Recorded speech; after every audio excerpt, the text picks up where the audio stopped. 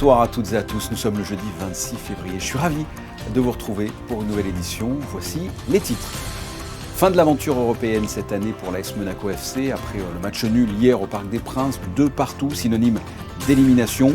Retour sur la rencontre et analyse avec le spécialiste foot sur RTL, Eric Silvestro.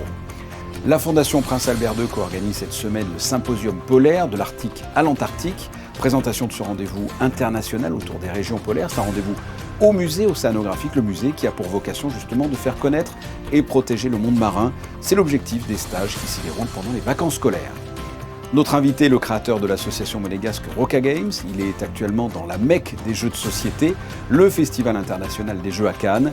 Et enfin, la présentation de l'opéra Péléas et Mélisande de Claude Debussy, avec la dernière des 4 présentations ce samedi à 20h.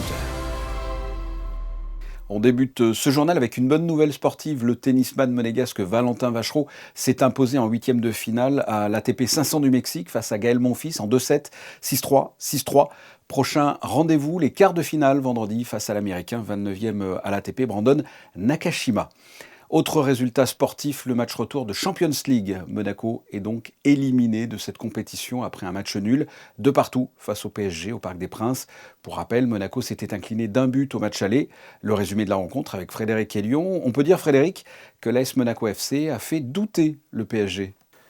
Oui Fabien, Monaco ressort de ce barrage de Ligue des Champions avec un immense goût d'inachevé. Les Monégasques étaient tout proche d'éliminer le PSG, le tenant du titre, mais par 2 fois, que ce soit au match aller au Stade Louis II la semaine dernière ou au retour au Parc des Princes hier soir.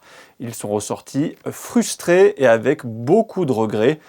À Paris, Monaco réalise une première mi-temps de haut niveau avec un bloc compact bien en place qui fait déjouer le PSG.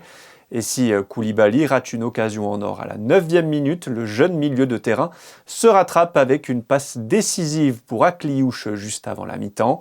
1-0 à la pause, Monaco a refait son retard et tout reste possible. Mais au retour des vestiaires, Koulibaly, encore lui, est expulsé pour 2 cartons jaunes en l'espace de 3 minutes. Le deuxième semble bien sévère, mais l'ASM doit encore une fois terminer un match à 10. En supériorité numérique, le PSG trouve la faille immédiatement et renverse tout en 5 minutes. Marquinhos égalise, puis Kvaratskhelia donne l'avantage aux Parisiens. Dans le temps additionnel, Thésée égalise suite à un bon travail d'Adingra, puis Wout Faes manque la balle de prolongation de la tête. Face à un PSG loin de son meilleur niveau, Monaco est passé tout proche d'un nouvel exploit en Ligue des Champions, Fabien, mais est éliminé de la compétition. Et pour parler plus en détail de cette rencontre et de l'avenir des Monégasques en Ligue 1, nous allons analyser tout cela avec un spécialiste journaliste à RTL, Eric Silvestro. Bonsoir. Bonsoir. Alors déjà, pour commencer, votre analyse sur cette rencontre, le match retour, un match nul, mais qui élimine Monaco, est-ce que c'est mérité déjà ? Déjà, je pense qu'on est content d'avoir eu un match. On craignait quand même dans les rangs monégasques une démonstration du Paris Saint-Germain, qui est l'équipe évidemment à battre en Europe. Ouais. On redoutait un peu cette confrontation, vu la saison en plus de l'AS Monaco. Et en fait, il y a eu une super confrontation sur l'ensemble des 2 matchs. Monaco a été allé à hauteur de l'événement, que ce soit à Louis II ou au Parc des Princes. Donc ça, c'est déjà une grosse satisfaction. Et du coup, il y a peut-être une petite déception, une petite frustration d'un exploit qui était finalement possible alors qu'on ne l'imaginait pas. Et donc, beaucoup de fierté, mais un petit peu de frustration qu'on n'imaginait pas peut-être avant la rencontre. Alors moi je vais rentrer dans le vif du sujet parce que ça m'a un peu titillé quand j'ai vu l'action. Est-ce que ce carton rouge qui fait basculer quand même le match avec la sortie de Koulibaly après 2 cartons jaunes est justifié? Parce qu'on joue encore une fois à 10 contre 11 et ce deuxième carton jaune, synonyme d'exclusion, je l'ai trouvé personnellement extrêmement sévère. Essayer d'être le plus objectif possible. Le deuxième jaune est sévère. Ouais. Alors, il n'y a pas d'histoire de temporalité parce que c'est 3 minutes après le premier jaune. Là, ça, on ne doit pas le prendre en compte. S'il y a 2 grosses fautes, qu'elles soient à 3 minutes ou à 25 minutes d'intervalle, ça ne change rien. La faute en elle-même, on peut estimer que le deuxième carton jaune est assez sévère. Hakimi en rajoute. Le pied du joueur monégasque, il est sur le sol, il n'est pas sur le joueur. Donc, on peut dire que M. Kovacs s'est peut-être un petit peu précipité pour délivrer ce deuxième carton jaune synonyme de rouge. Il aurait pu dire aux joueurs, attention, ça fait déjà beaucoup, je vous ai averti tout à l'heure, dernier avertissement avant le rouge. Donc oui, le carton rouge est sévère sur l'action du deuxième jaune. Après, il faut pas oublier quand même que Koulibaly avait fait une très grosse faute avant son premier jaune. en tirant le maillot quand Vanderson est averti. Donc on va dire sur l'ensemble de son œuvre, Koulibaly est un jeune joueur qui met beaucoup d'intensité. On peut pas dire qu'il y ait scandale sur le fait que Koulibaly soit expulsé. Alors justement, un mot sur la prestation de Koulibaly qui nous a fait vivre une descente en montagne russe. Il joue bien, il est même auteur de la passe décisive pour le premier but et il sort après 2 cartons jaunes. Un mot sur sa prestation, c'est Dr Jekyll et Mr Hyde? Oui, c'est un jeune joueur qui a beaucoup de qualité. Moi, je trouve que c'est vraiment un joueur intéressant. Il a quasiment éteint Vitinha avec son pressing individuel, sa défense individuelle sur la rampe de lancement parisienne. Donc, c'est vraiment un joueur en devenir. Il faut qu'il canalise sa fougue. C'est pas la première fois de la saison où malheureusement il reçoit un carton rouge. Et après, dans ce match, il y a d'autres émotions. N'oubliez pas aussi la très grosse occasion qu'il manque en début de match sur cette passe décisive d'Akliouche où il a une demi-volée à 5,50 m. Exactement. Il la met au-dessus. Là aussi, s'il la met au fond, et il peut la mettre au fond, il est capable de marquer ce but. C'est vrai que c'est un joueur qui nous a fait passer un peu par tous les sentiments, mais c'est vraiment un joueur en devenir, ces fameux jeunes qu'on forme à l'AS Monaco. Donc je pense qu'on peut vraiment compter sur lui pour l'avenir. Et on était quand même face au tenant du titre. Est-ce que c'est une grosse équipe qui peut aller chercher le trophée cette année, le PSG ? Alors honnêtement, sur ce qu'on a vu sur la double confrontation avec Monaco et sur ce qu'on a vu aussi récemment en championnat, notamment avec la défaite à Rennes, le PSG est un petit peu dans un moment difficile. On sent bien qu'il y a moins de jus physique, il y a aussi moins de fraîcheur mentale. Il y a eu beaucoup d'émotions la saison dernière avec tous ces trophées glanés. Il y a forcément un peu de décompression. Il va falloir quand même qu'ils en fassent beaucoup plus, les Parisiens. Il y avait aussi des absents, Dembélé, Ruiz, qui sont des joueurs importants pour cette équipe. Si le PSG veut conserver son titre en Ligue des Champions, il va falloir quand même en faire beaucoup plus. Le prochain match, c'est Chelsea ou Barcelone. Ça va être quand même d'un autre niveau sans faire offense à Monaco. Donc il va falloir que le PSG retrouve de la fraîcheur, retrouve de la cohésion, retrouve de l'envie. Il y a des joueurs clairement comme les Hakimi ou autres qui sont pas du tout au niveau de l'année dernière. Et donc pour l'instant, je dirais que le PSG manque encore de certaines choses par rapport à des équipes comme Arsenal, le Bayern pour aller chercher le titre. Mais on sait qu'avec Luis Enrique, ça peut revenir très vite. Alors Monaco, la suite, la Ligue 1, il reste 11 matchs. L'Europe est accessible l'année prochaine, selon vous ? Je suis en colère contre cette équipe de Monaco qui a monté vraiment des visages très différents cette saison. Cette série de 6 défaites en 7 matchs en championnat qui a plombé la saison, elle est vraiment agaçante parce que la qualité, elle est là. Ils peuvent encore remonter au moins pour jouer la Ligue Europe ou la Ligue Conférence l'année prochaine. Ça serait un minima tant il y a de la qualité dans cette équipe. Sébastien Pocognoli a l'air d'avoir trouvé à nouveau, d'avoir trouvé en tout cas son équilibre, la façon de faire jouer son équipe. Il a redonné de l'envie à ses joueurs. Mais il y a quand même eu ce trou d'air de 3 mois qui gâche la saison. Franchement, c'est rageant. Mais je pense que Monaco peut très bien finir. Il y a eu de belles choses ces dernières semaines et les coupes d'Europe sont quand même accessibles. Pour revenir à la Champions League, la nouvelle formule, maintenant qu'on a du recul, puisque c'est la 2e année, c'est une nouvelle formule qui vous plaît ? Je pense qu'elle fait l'unanimité. J'ai pas entendu autour de moi, que ce soit dans les observateurs, les supporters, les joueurs eux-mêmes, se plaindre de la nouvelle formule. C'est vraiment quelque chose de très intéressant. Après, on a bien vu avec cette double confrontation PSG-Monaco que dès qu'il y a des matchs à élimination directe, c'est quand même l'essence même du foot et du sport en général. Les phases de poule, qu'elles soient de la formule d'avant ou de celle-ci, c'est quand même un peu long, ça manque d'enjeux. Là, dès qu'on trouve les matchs à élimination directe avec la tension, on a vu des scénarios incroyables entre l'Atalanta et Dortmund, entre la Juve et Galatasaray, même entre Paris et Monaco. On aime ces éliminations directes et cette nouvelle formule, elle est plutôt sympa. Il faudrait juste arrêter qu'il y ait des confrontations en barrage entre clubs français. C'était Brest l'année dernière contre Paris. C'était Monaco cette année, c'est un peu dommage. Ouais, c'est vrai. Allez Eric, sortez votre boule de cristal. Qui sera en finale et qui gagne la Champions League selon vous ? Qui sera en finale et qui gagne la Champions League? Je pense qu'Arsenal va finir par y aller en finale, mais je les vois pas gagner. Moi, je pense qu'il faut pas enterrer une équipe qu'on estime aujourd'hui en dessous de toutes les autres. Je vais dire le Real Madrid pour Kylian Mbappé parce que j'ai envie que ça soit la saison de Kylian Mbappé. Il y a la Coupe du Monde derrière et le Real pour l'instant est un peu moribond, mais il faut pas les enterrer. Et si Mbappé se repose bien après sa blessure au genou et qu'il revient fort, il y a un coup à jouer cette année. Et je pense qu'il faut pas les enterrer trop vite. Eric Silvestro, merci d'avoir répondu à mes questions. Merci à vous. La Fondation Prince Albert II de Monaco co-organise cette semaine pour la 3e édition le symposium polaire de l'Arctique à l'Antarctique. Depuis 2022, ce rendez-vous s'est imposé comme une plateforme internationale de réflexion stratégique autour de ces régions polaires, essentielles dans la recherche environnementale. Retour sur l'ouverture de cette édition avec Alexandra Pani sur des images de Camille Caloni et Sylvain Péroumal. Elles sont souvent négligées lors des discussions internationales. Les régions polaires sont pourtant au cœur de l'urgence climatique et y jouent un rôle primordial. Durant 3 jours, ce Polar Symposium cherche à remettre les pôles au centre des débats.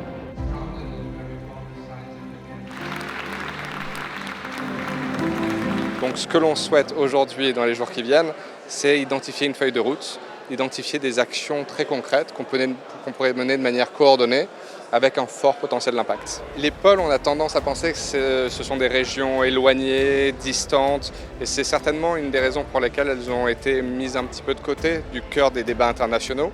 Et pourtant, elles sont au cœur des enjeux de biodiversité, de climat.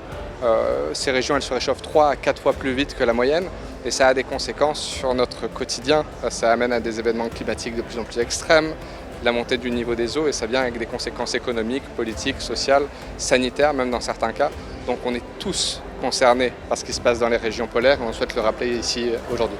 Un symposium qui s'inscrit dans le cadre de la Polar Initiative lancée il y a 4 ans par la Fondation Prince Albert II de Monaco. Son objectif, financer de la recherche et notamment des chercheurs en début de carrière. Eda fait justement partie de ces boursiers. Mes recherches portent sur la géopolitique de l'Arctique, surtout sur la coopération dans l'Arctique avec les États non arctiques. Et aussi, je travaille sur la diplomatie scientifique.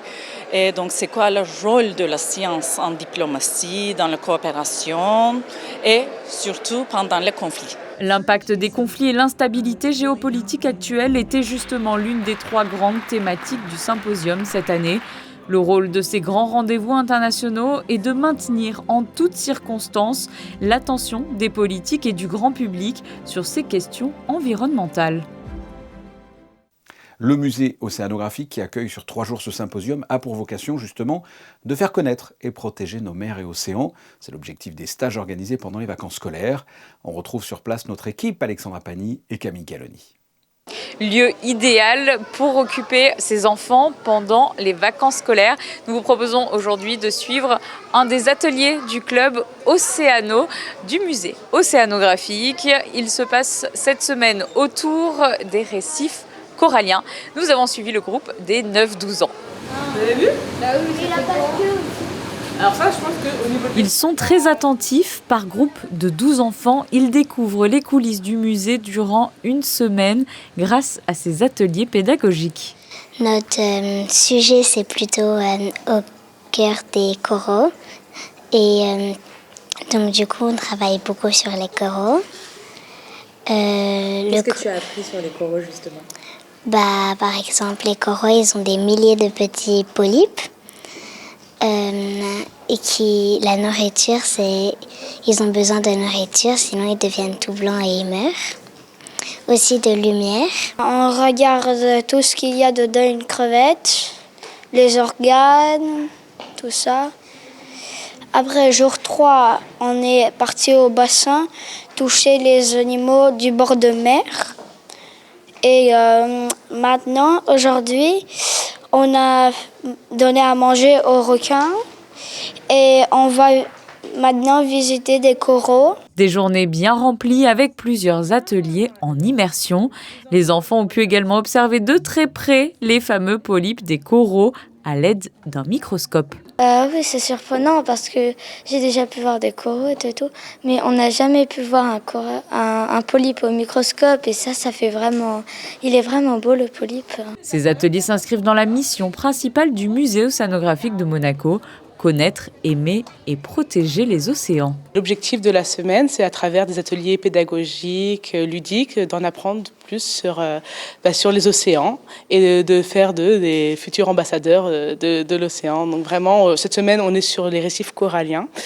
Et donc on fait plein d'activités autour des poissons tropicaux, de la mer tropicale, des récifs, le corail, et pour les sensibiliser au maximum sur les problématiques qu'il y a liées à cette mer, à cet environnement, cet écosystème, mais aussi de voir la beauté de tout ce qu'on peut voir dans nos aquariums et dans la mer en règle générale.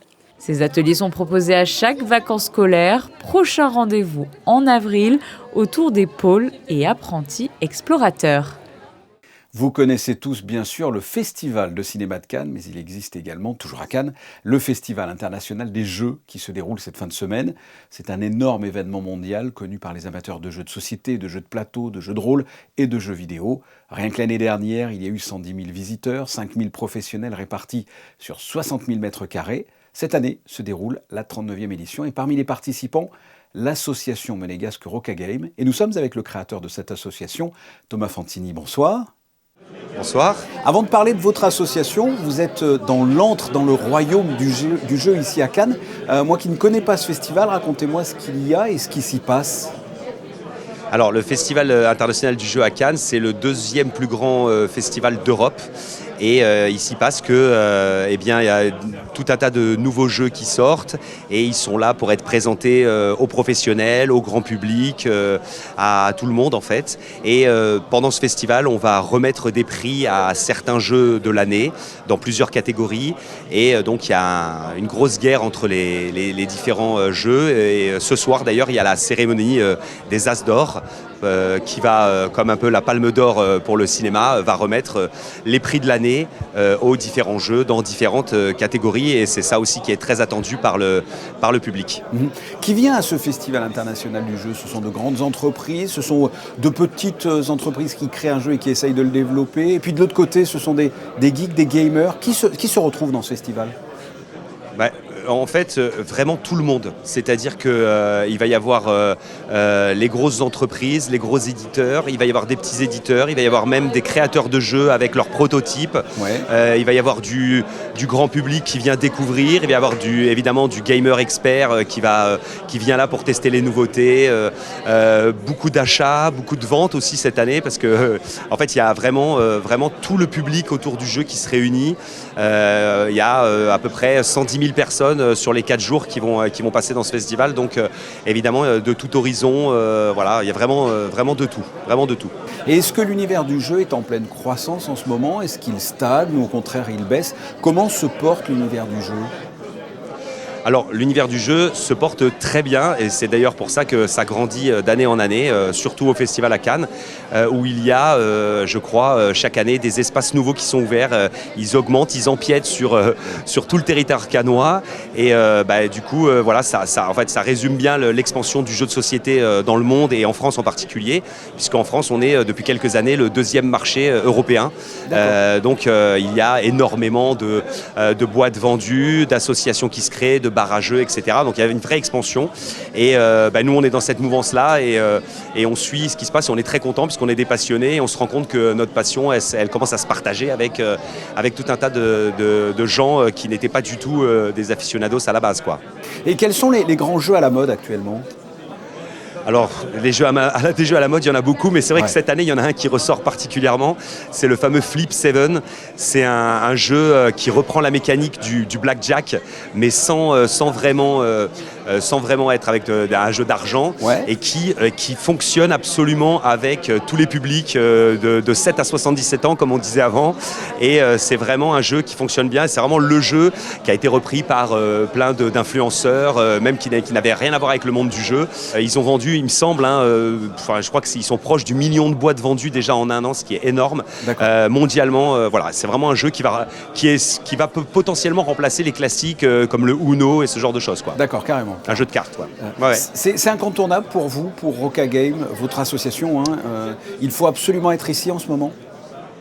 Alors oui, de toute façon, pour tout gamer, pour tout passionné, le Festival de Cannes, c'est un passage un peu obligatoire parce que on y rencontre plein de monde du jeu, plein de monde du monde du jeu justement. On fait, on découvre, on redécouvre, on partage. Comme le dit notre petite phrase qu'on aime bien toujours balancer, c'est qu'il existe un jeu pour chacun d'entre nous. C'est-à-dire que le jeu, c'est quelque chose qui nous rassemble tous. Tous les humains sont rassemblés autour du jeu. Moi, je pense que c'est vraiment le truc vraiment global et qu'on est sûr de passer du bon temps et de se retrouver quoi qu'il arrive autour d'un jeu qu'on va aimer. Et voilà, c'est pour ça que c'est incontournable ici puisqu'on a de tout, comme je vous le disais tout à l'heure. Vous êtes présent donc dans ce festival. Parlez-moi de Rocagame. Qui êtes-vous ? Alors, nous sommes une association à Monaco de jeux de société. Notre objectif, c'est de partager notre passion, comme je vous le disais, en organisant des soirées, des événements, en faisant jouer les jeunes, les ados, les adultes, les anciens, tout le monde, pour justement partager ça. Alors, on a 2 soirées par semaine où on fait d'un côté du jeu de société, de l'autre côté du du jeu de rôle. On a à peu près une quarantaine ou une trentaine, entre 30 et 40 personnes chaque semaine qui viennent jouer avec nous, qui sont différentes. On en a des nouveaux chaque semaine parce qu'ils entendent parler, ah ouais, il y a ces soirées-là, etc. Alors pour le moment, au niveau des soirées et de l'organisation, on est vraiment purement adultes et ados, vraiment les grands ados. Mais à côté de ça, on fait aussi pour la petite enfance. On travaille avec la mairie beaucoup pour présenter le jeu de société à des enfants plus jeunes et avec le passeport culture avec le gouvernement où on a des ados auxquels on présente ces genres de jeux et on arrive à avoir du succès même auprès des adolescents. Ils arrivent à lâcher leur téléphone et leurs écrans pour participer avec nous. Le Festival international du jeu se déroule donc à Cannes du 26 février au 1er mars avec la participation depuis plusieurs années de l'association Rocagame. Thomas Fantini, merci d'avoir répondu à mes questions. Merci à vous. Dans le reste de l'actualité, un très bel épisode culturel se déroule en ce moment à l'Opéra avec 4 représentations du spectacle Péléas et Mélisande, chef-d'œuvre de l'opéra français signé Claude Debussy. La dernière représentation aura lieu ce samedi 20h. Reportage de José Sacré et Thomas Deus.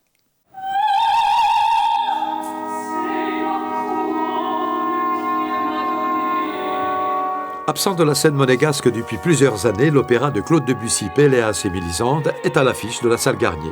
Cette œuvre, créée à l'Opéra Comique à Paris en 1902, a constitué une véritable révolution et demeure une date capitale dans l'évolution du théâtre lyrique. Pour cette nouvelle production, l'Opéra de Monte-Carlo a réuni une distribution de premier plan, avec notamment Léa Descendre, qui, dans le rôle de Mélisande, fait ses débuts à la salle Garnier.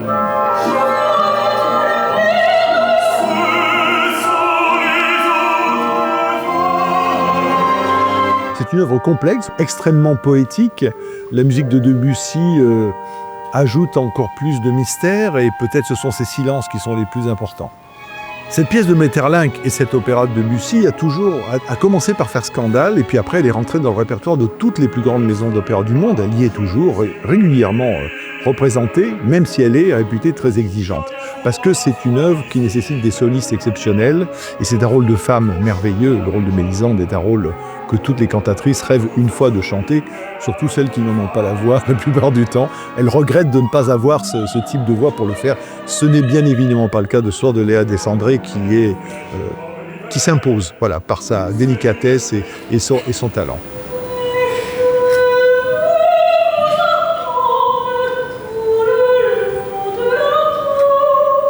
C'est l'opéra du non-dit. Les personnages sont des archétypes et on navigue vraiment dans tout le symbolisme poétique de la fin du XIXe siècle, après Baudelaire. Et Maeterlinck, comme Debussy, ne voulait pas une caractérisation forte de chacun des personnages. On est dans des brumes, on est dans des détours psychologiques, on est dans les replis de l'âme. Et ce qui m'a guidé avec Laurent Castin et Jörg Guéra qui signe les costumes, c'est d'imaginer ce spectacle comme étant toujours sur le fil du rasoir entre l'ombre et la lumière. On parle souvent de lumière ou de l'absence de lumière qui déplaît à Mélisande. Et tout ça, si vous voulez, nous a guidés pour faire un décor, des lumières et des costumes aussi qui se plient à ce que je sens être une obligation de l'œuvre. Mais ça, c'est le point de vue du metteur en scène. Tant d'autres metteurs en scène peuvent avoir de très bons points de vue. C'est un amoureux de la musique française, Kazuki Yamada, qui assure la direction musicale de cet opéra. C'est un grand plaisir pour moi de faire ce dernier spectacle de son mandat de directeur. J'espère qu'il reviendra dans l'avenir, mais c'est un fin connaisseur de la musique française, comme beaucoup d'ailleurs de chefs d'orchestre japonais. Ils ont ce goût pour la transparence et la délicatesse qui sont les marques de fabrique de Debussy. À ne pas manquer, ou peut-être à découvrir, Péléas et Mélisande à la salle Garnier jusqu'au 28 février.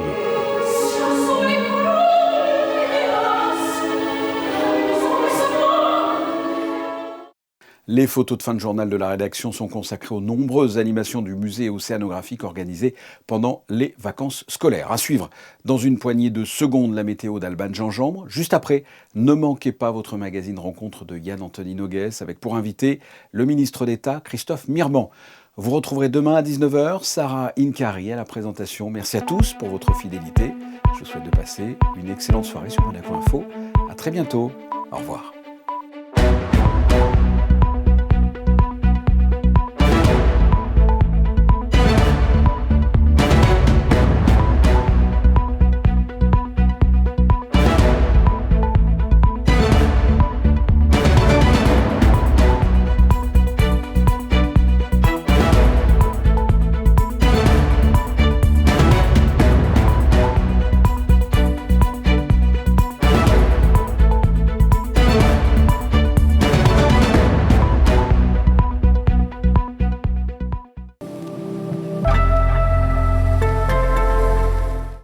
Bonsoir à tous. Du gris nous attend demain. Le ciel sera très chargé en nuages. Soyez attentifs aux quelques éclaircies car elles ne seront pas nombreuses. Des températures en très légère baisse également avec 9 degrés le matin et jusqu'à 14 degrés l'après-midi. Ça reste largement agréable pour un mois de février. Le 27 février, pensez à souhaiter une bonne fête aux honorines de votre entourage. Et puis le 27 février, c'est aussi la journée internationale de l'ours polaire. Vous le savez, à Monaco, la fondation Prince Albert II s'engage pour la protection des régions polaires et organise en ce moment même son traditionnel symposium.